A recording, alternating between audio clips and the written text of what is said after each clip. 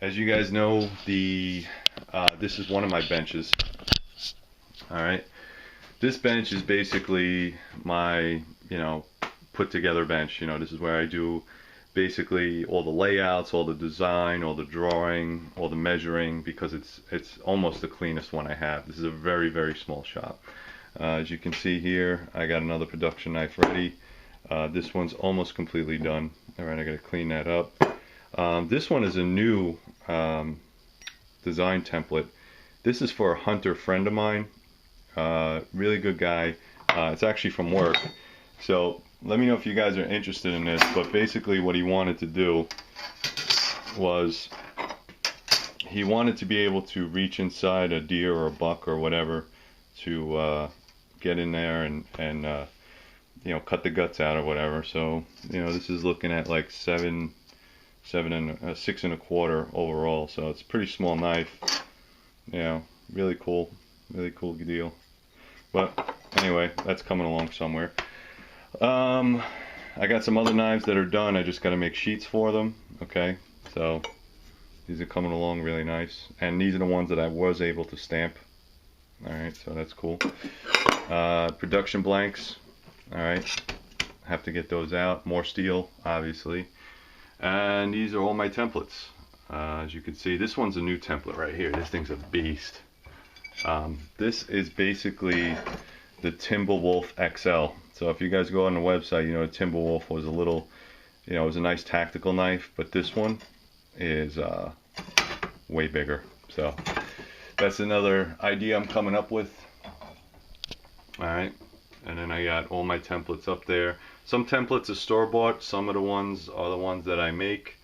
And the idea behind this, again, as I was telling all these budding knife makers, is you got to go with your style, what you feel comfortable with. If you can find something that's that you like and you can incorporate it, great. Just don't copy somebody else's work, because you don't want to be known for that. Alright. Also, I had to do some shop maintenance. Alright, I had to put some new wheels on my grinder. This is what it was down to. So you can pretty much see the difference. Alright, so all this stuff does cost money. Alright, so even if I make a couple bucks on the knives, you still gotta put it back into your shop, into your materials. Also what I did is I got these lamps. You'll see them everywhere. These I got from I think it was Amazon.com. They're only 20 bucks, but what I like about them is they're these gooseneck. Okay, so you can bring them around, and these are 100 watt I guess energy saver bulbs. So that's pretty cool, because you're saving on electric, and anytime I could save money, that's awesome. Also, if you look on top, I don't know if you can see that round disc right there, but basically what I did is I took the round, they were like dome lights, and the dome lights were not sufficient enough light. And then what I did is I took them all down, and I got these square box Home Depot specials where it's very bright in here now, very, very comfortable. Alright, on this side, this is where I store all my stuff. Alright, I got some shelves up there. I have my 8-inch buffer, alright, sisal wheel, and then on this side I have my buffing wheel. And these are some oldies right here, but goodies.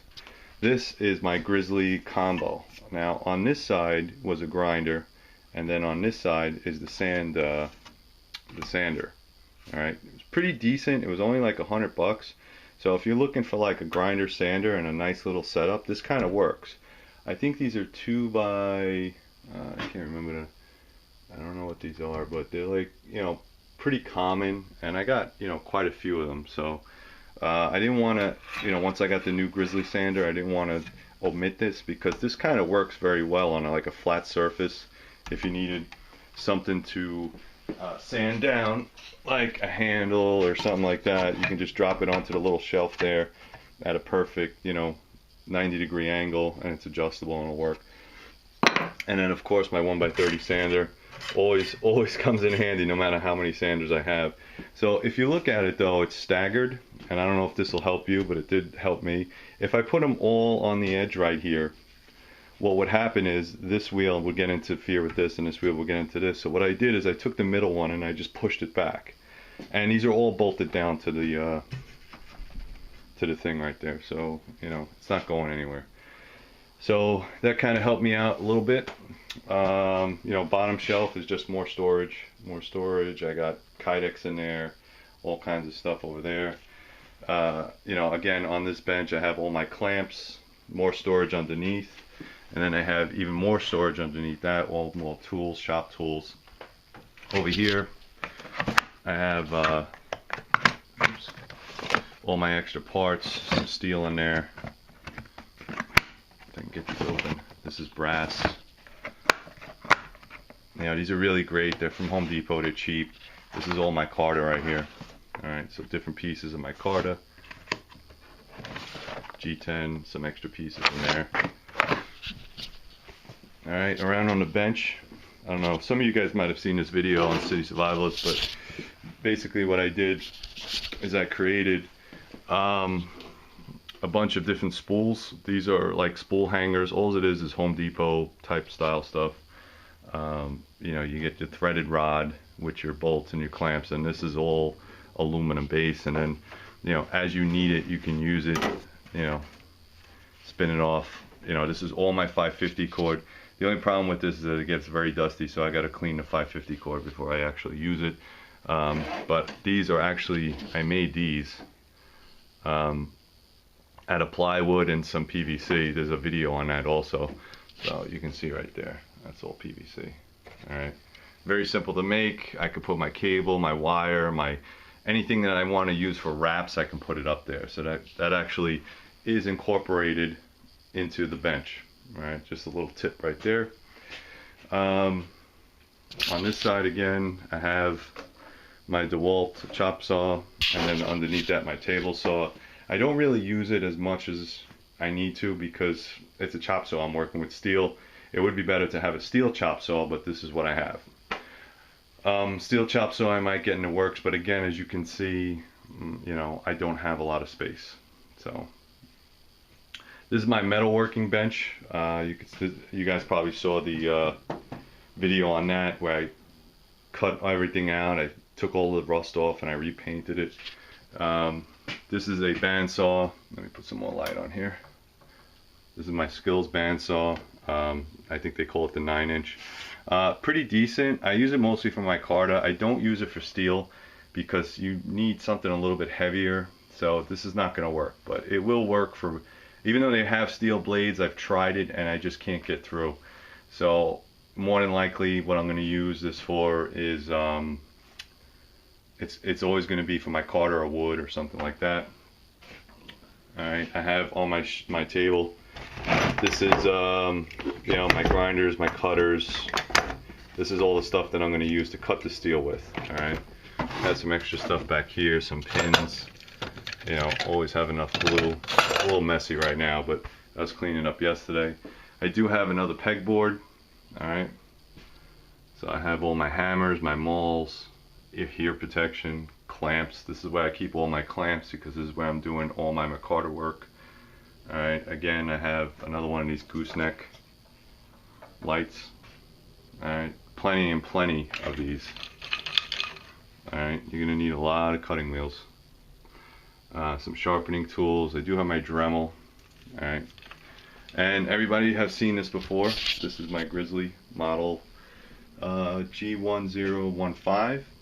Alright, so I've had this quite a long time. This is the major part of my knife making abilities. I do use it in the vertical setup. You can lay it down if you want and try to use the wheel, but it's a little awkward the way they developed this because the motor winds up getting in the way when you try to pull it that way. But you know, it is what it is. It works great. I've been using it for a while. I did manage to hook up my shop vac, so that's cool because it takes a lot of the dust and debris. It is a little bit more noisy than I wanted to, but you know, hey, what are you gonna do? It's a shop. It's my anvil, and as you can see, it gets plenty of use. Northern tool. Alright, this is my primary drill press. Okay, I got my little fire extinguisher under there. but this is my primary drill press. This thing works awesome. It wasn't that expensive considering it is a full floor model. This is a vise that can move on the X, Y, and Z axis, or I should say X and Y. I think Z is down, or vice versa, whatever it is. But basically it can move left to right and up, down, sideways, whatever. So pretty decent, decent piece. This is really good, and it comes in convenience when you're trying to make lines in a hole in a straight line. Instead of trying to move the vise, all you have to do is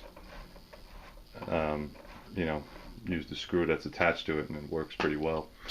On this corner I have my Harbor Freight jammy, and this one, it doesn't get a lot of use, but I'm going to start using it for my reamer. I did buy a bunch of reamer bits, so that's what I'm going to use it for. And again, I have my wall of sand belts. Tons of sand belts. I mean, these are the ones that I use almost all the time. They're used. So I got 36, 60, you know, 120s, and then 400s, and then it goes into these different types of belts, you know, specialty belts. All my drill bits are here. And again, another gooseneck light. So, and last but not least, I finally got my KMG 72 by, was it 2x72 belt grinder. It's made by Beaumont Metalworks Inc. These guys were excellent. I mean, it's in pieces now because I haven't set it up yet, and I'm working on that today. You can see it's you need a freaking electrical engineering degree to put all this crap together, but they got pretty good stuff on the website that'll show you how to do it. I did get a what is it, 1.5, it's a 1.5 motor, but again, I got to figure all this crap out. So, and I did get the variable speed motor, so I'll be able to do different types of grinds, you know, forward, backwards, you know, I mean, this thing is like I said, it's a lot of work to get this thing together. So that's my project for today, is to get this thing up and running. A couple things on these guys. KMG, I think I'm saying it right, KMG or KGM, whatever it is. These guys were fast. I mean, I ordered it I forget what day it was, but I got my parts in 3 days. But they do sell them in different configurations, and if you go up to the website, you're going to be able to look at the different configurations they have there. Now, one thing you should know is that if you do go to a 2 horsepower motor, you have to go to a 220 amps for your house or for your shop. And that's the problem, is that I don't have 220 amps in this space. I can wire for it, but it's just another added expense. I just want to get this thing going and get to grinding. This is an awesome piece of equipment. It's very, very heavy. Okay, so it's in excess of 200 pounds. It's about 300 pounds when you put the motor on and everything together, which is why I'm guessing they shipped it in different pieces. Like I said, today's job is to get this ready so I can start grinding. I have a lot of engineering stuff to figure out. It's not hard to do. It's just, you know, put the blue wire with this wire, but you just have to look for it and know what the hell you're doing. You know, overall, I think you know, I'm very happy with this. And by the way, this was all bought with tax money. So all the money I got back from the government went into my sander grinder and the updates for the shop. So, you know, it's just kind of a little bit scary when you have such an abundance of money that the government has. So it's, I don't know, I couldn't understand. I was like, how am I getting all this money back? That just means during the year you guys are robbing me blind.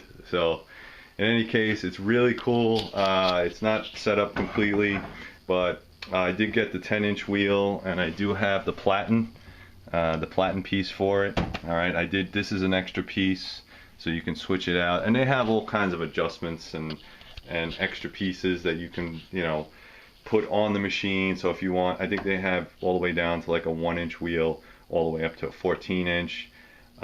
They have like a caddy where you can put the different you know, different arms. You can set up different arms, and you can put like 3 arms, and you know, one's a wheel, one's a platen, one's a 2-inch wheel or mini wheel or whatever. It also comes with this piece right here with the table. All right, so if I flip this around, so the table's going to look something like that. So really cool piece of gear. I mean, you know, if I wasn't going to get full-time into this, I probably wouldn't have bothered, but you know, we're looking at like a $2,000 piece of machinery here. So, you know, you have to, you know, weigh the cost versus, you know, is it really necessary to get this? I mean, you know, the Grizzly was 500 bucks. All right, Grizzly's 500 bucks. This is 2,000.